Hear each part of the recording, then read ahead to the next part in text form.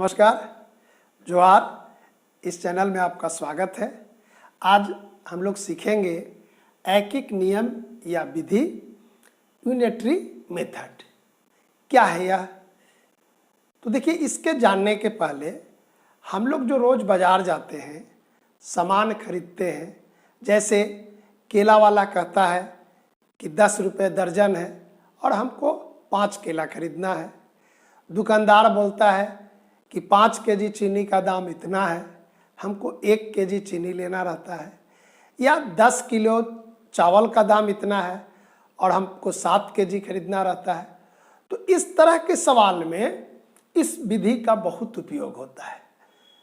मतलब कि हम जो भी सामान लेते हैं, हमको अगर एक वस्तु का या 1 केजी चीज़ का या एक चीज़ का दाम मालूम हो और उससे ज़्यादा लेना हो, या ज़्यादा वस्तु का दाम मालूम हो और एक वस्तु का दाम मालूम करना हो, उस दोनों में इस विधि का उपयोग करते हैं। इसके लिए हम आपको 3 उदाहरण देंगे। उस 3 उदाहरण से आप अगर अभ्यास करेंगे तो इसके सारे सवाल आपसे बन जाएंगे। तो एक एक करके उदाहरण देखते हैं। जैसे पहला उदाहरण है कि यदि एक पेन का मूल्य 10 रुपये है तो 8 पेन का मूल्य निकालिए। यानी एक पेन का दिया गया है तो 8 पेन का मूल्य क्या होगा? तो देखिए, एक पेन का जो मूल्य होगा उसमें 8 से गुना करेंगे। क्या इसका अर्थ हुआ कि अगर एक वस्तु का जो मूल्य होगा और ज़्यादा वस्तु का निकालना होगा, जिस वस्तु का, तो उस वस्तु के संख्या से इसमें गुना कर देते हैं। किसमें? एक वस्तु के मूल्य में। इसको लिखते हैं ऐसे, एक पेन का मूल्य 10 रुपये है, इसलिए 8 पेन, और इस तरह का संकेत दे देते हैं। 10 गुना 8 80 रुपये। क्या किए? एक पेन का जो मूल्य था 10 रुपये, उसमें 8 से गुना कर दिए। तो पहला नियम यही हुआ कि जब एक पेन का मूल्य मालूम होगा, एक वस्तु का मूल्य मालूम होगा, तो एक से ज़्यादा वस्तु अगर निकालना है तो उससे क्या करेंगे? जितनी संख्या होगी उस संख्या से उसके मूल्य में गुना करेंगे। ये पहला उदाहरण है। इसका दूसरा उदाहरण है कि यदि 5 केजी चीनी का मूल्य 150 रुपये है तो 1 केजी चीनी का मूल्य कितना होगा? यहाँ पर क्या है? ज़्यादा वस्तु का दाम दिया गया है और कम वस्तु का दाम निकालना है। कितने का? 1 केजी का। तो जब भी हम 1 केजी का मूल्य निकालेंगे तो जितना वस्तु दिया गया है, यहाँ 5 केजी है, तो इस 5 से इसमें भाग होगा। अगर 10 केजी दिया रहता तो 10 से भाग देते। तो इसको लिखेंगे ऐसे कि चूंकि 5 केजी चीनी का मूल्य 150 रुपये, इसलिए 1 केजी चीनी का मूल्य, फिर ये कॉमा का साइन दे देंगे, 150 भाग 5 रुपये। कट जाएगा, ये हो गया 30 रुपये। तो यहाँ पर 5 केजी दिया गया था, 1 केजी निकालने के लिए क्या किए? 5 से भाग दिए। तो ये दूसरा तरह का सवाल था कि जिसमें ज़्यादा वस्तु का दाम दिया रहेगा तो 1 का निकालेंगे, और पहला क्या था? 1 का दिया गया था तो ज़्यादा का निकालें। अब इस दोनों को मिलाकर तीसरे तरह का सवाल होगा। यहाँ तीसरा उदाहरण है कि यदि 40 पेन का मूल्य 400 रुपये, 30 पेन का मूल्य निकालिए।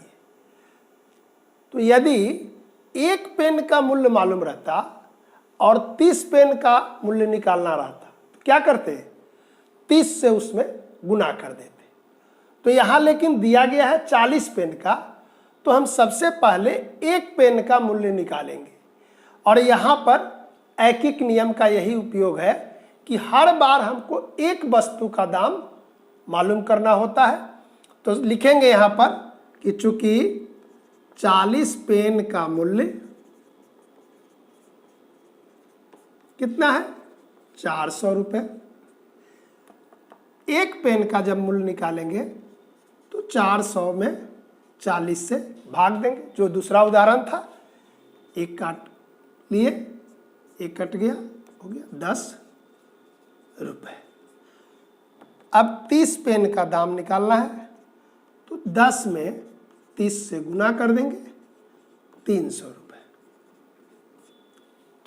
तो इस तरह का उदाहरण हम और अभ्यास करेंगे जिसमें एक पेन का या एक वस्तु का मूल्य नहीं मालूम रहता है तो क्या करते हैं, एक पेन का मूल्य निकालेंगे, एक वस्तु का मूल्य निकालेंगे और तब जितना वस्तु का निकालना रहेगा उससे गुना कर लेंगे। इसमें एक चीज़ और ध्यान देंगे, जो चीज़ निकालना रहता है उसको अंत में लिखते हैं और जो दिया रहता है उसको शुरू में लिखते हैं।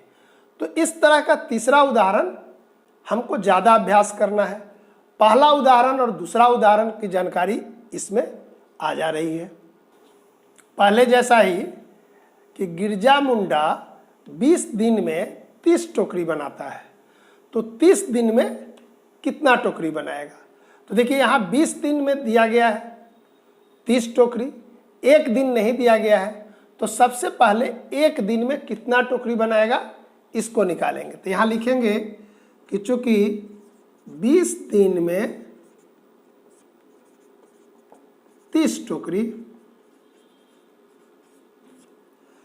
एक दिन में कितना होगा, 30 में 20 से भाग दे देंगे।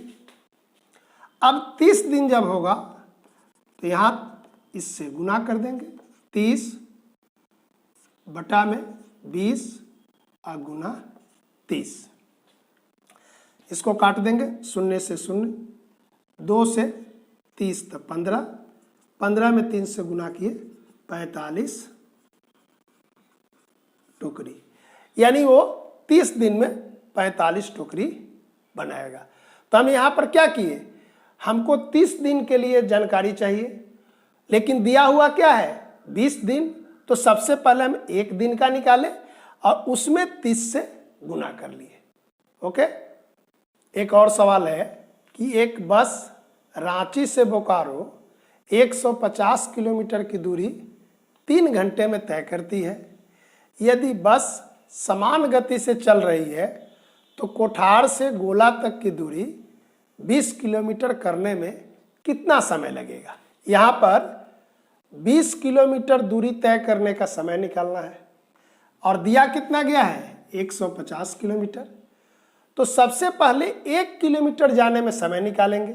लिखेंगे कि चूंकि 150 किलोमीटर जाने में 3 घंटा लगता है,